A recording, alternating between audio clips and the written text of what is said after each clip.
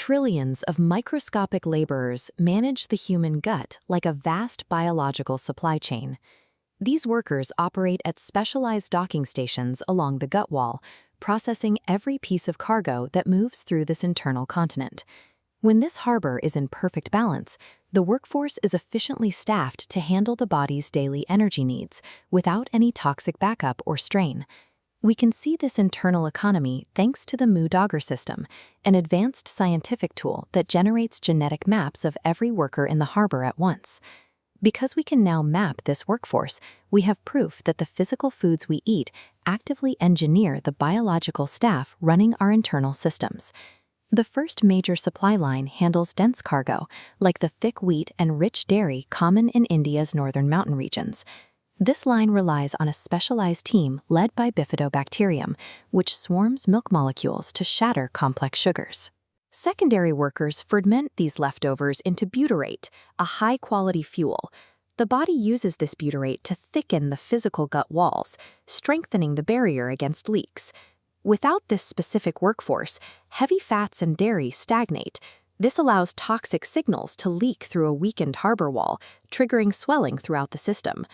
Maintaining this heavy processing team allows the body to safely extract energy from dense, traditional diets without damaging the internal harbor.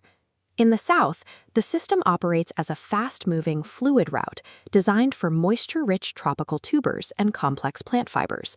Led by Prevotella, this specialized workforce uses unique biological tools to rapidly dismantle tough plant walls, creating a burst of energy from indigestible material. This system utilizes functional redundancy, a safety feature where many different microbial groups perform the same fiber-breaking task so the supply line never stalls. Specialized cleaner microbes constantly graze on the protective mucus layer, which forces the body to secrete a fresh, slippery coating that keeps tropical cargo moving quickly. While processing these fibers, the pathway functions as a factory for B vitamins, providing a steady supply of the nutrients required for sharp mental focus.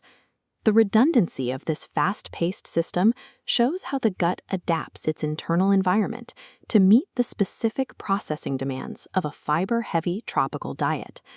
These supply lines produce metabolites, vital chemical signals that enter the bloodstream to tell the brain and organs how to operate.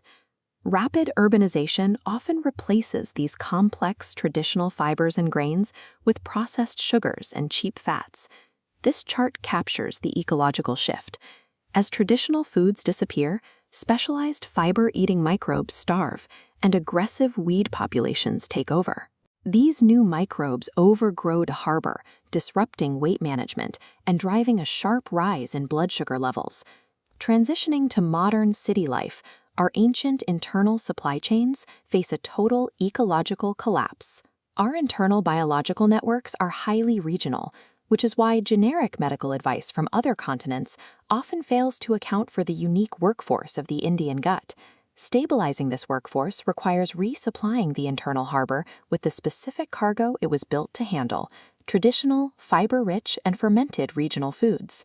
Respecting these ancient trade routes ensures long-term biological resilience, keeping our internal ecosystems diverse and strong.